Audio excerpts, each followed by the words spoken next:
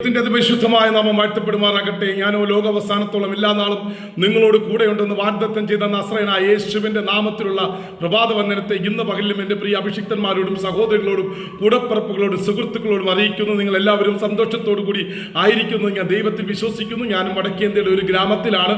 എന്നെയും എൻ്റെ ശുശ്രൂഷകളെ ഓർത്ത് നിങ്ങൾ പ്രാർത്ഥിക്കണം. ഓരോ ദിവസവും ഓരോ സ്ഥലങ്ങൾ കടന്നു ചെന്ന് ഗ്രാമങ്ങൾ സന്ദർശിച്ച് പ്രാർത്ഥിക്കുമ്പോൾ കിട്ടുന്ന ഒരു ദൈവിക സന്തോഷമുണ്ടല്ലോ, അത് പറഞ്ഞറിയിക്കാൻ കഴിയുന്നില്ല.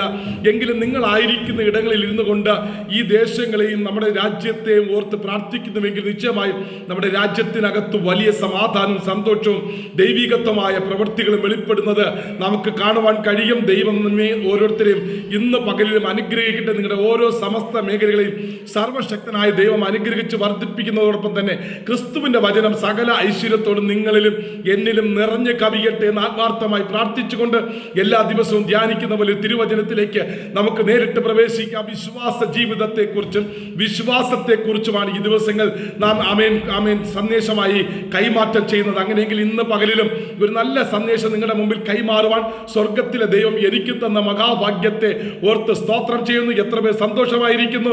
എല്ലാവരുടെയും ചിരിച്ച മുഖത്തെ ഞാൻ കാണുന്നുണ്ട്.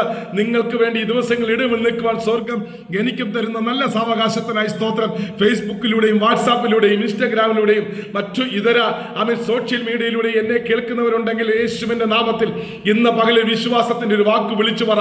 അവിശ്വാസത്തിന്റെ വാക്കിന് എടുത്തുകള. എന്റെ ദൈവം എനിക്ക് വേണ്ടി വൻ കാര്യങ്ങളെ ചെയ്യും. എന്റെ ദൈവം അസാധ്യങ്ങളെ സാധ്യമാക്കും. ശൂന്യം നിന്നും ഇല്ലാത്തതിനെ ഉള്ളതുപോലെ വിളിച്ചു വരുത്തുന്ന എന്റെ ദൈവം എന്റെ കുടുംബത്തെയും എന്റെ ശുശ്രൂഷയും എന്റെ തലമുറകളെയും കണ്ടിട്ടുണ്ട്. ആരൊക്കെ നിന്ദിച്ചാലും പരിഹസിച്ചാലും ദുഷിച്ചാലും ആരൊക്കെ റിജക്റ്റ് ചെയ്താലും ആരൊക്കെ എനിക്കെതിരായിട്ട് വാളോങ്ങിയാലും വിരൽ ചൂണ്ടിയാലും വിധിക്കുവാൻ വേണ്ടി നാവ് തുറന്നാലും അവിടെയെല്ലാം എന്നെ കാത്തു പരിപാലിക്കുന്ന ഒരു ദൈവമുണ്ട്. അവന്റെ പേര് നസ്രയനായ യേശു എന്നാണ്. ആ യേശുവിന്റെ അടുക്കിലേക്ക് ഇന്ന് പകൽക്കാലം നിങ്ങളേവരെയും സ്വാഗതം ചെയ്തുകൊണ്ട് എല്ലാ ദിവസവും ധ്യാനിക്കുന്ന പോലെ ഒരു തിരുവചനത്തിലേക്ക് നമുക്ക് നേരിട്ട് പ്രവേശിക്കാം. ലൂക്കോസിന്റെ സുവിശേഷം 5-ാം അധ്യായം അതിന്റെ 8-ഉം 10-ഉം വാക്യങ്ങൾ വായിക്കുന്നത് ശ്രദ്ധയോടെ കേൾപ്പിൻ. ശിമോൻ പത്രോസ് അത് കണ്ടിട്ട് യേശുവിന്റെ കാൽക്കൽ വീണ്, കർത്താവേ, ഞാൻ പാപിയായ ഒരു മനുഷ്യനാകൊണ്ട് എന്നെ വിട്ടു പോകണമേ എന്ന് പറഞ്ഞു. 10-ാം വാക്യം, യേശു ശിമോൻ പത്രോസിനോട് ഭയപ്പെടേണ്ട, ഇന്നു മുതൽ നീ മനുഷ്യരെ പിടിക്കുന്നവൻ ആകും എന്ന് പറഞ്ഞു. പിന്നെ അവർ പടകുകളെ കരയ്ക്ക് അടുപ്പിച്ചിട്ട് സകലവും വിട്ട് അവനെ അനുഗമിച്ചു. ഈ പശ്ചാത്തലവും സംവിധാനങ്ങളെല്ലാം കൃത്യമായിട്ട് നിങ്ങൾക്കും അറിയാം. എൻ്റെ മുമ്പിൽ സമയം കുറച്ച് മാത്രമുള്ളതുകൊണ്ട് വിളിച്ചു പറയാം. ശിമോൻ പത്രോസ് ഇവിടെ പറയുന്നു, യേശുവിന്റെ ആ നല്ല പ്രവൃത്തി കണ്ടിട്ട്, യേശുവിന്റെ നന്മ കണ്ടിട്ട്, അവന്റെ 2 പടകും നിറഞ്ഞു കവിയുന്നത് കണ്ടിട്ട് അവൻ യേശുവിനോട് പറയുക, ഞാൻ പാപിയായ ഒരു മനുഷ്യനാണ്, എന്നെ വിട്ടു പോകണം.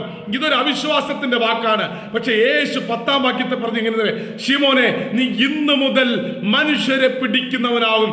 കഴിഞ്ഞ രാത്രി മുഴുവനും അധ്വാനിച്ചിട്ടും ഒന്നും കിട്ടിയില്ല, പക്ഷെ നിന്റെ വാക്കിന് വലയിറക്കാം എന്ന് വിശ്വാസത്തിന്റെ ഒരു പ്രഖ്യാപനം ശിമോൻ നടത്തിയപ്പോൾ ശിമോന്റെ പടക് മാത്രമല്ല, അതിന്റെ തൊട്ടടുത്തുള്ള 2 പടകുകൾ നിറച്ച ആ നിറവ് കണ്ടിട്ട് ശിമോൻ പത്രോസ് യേശുവിനോട് പറയുന്നത് എന്തെന്നറിയാമോ?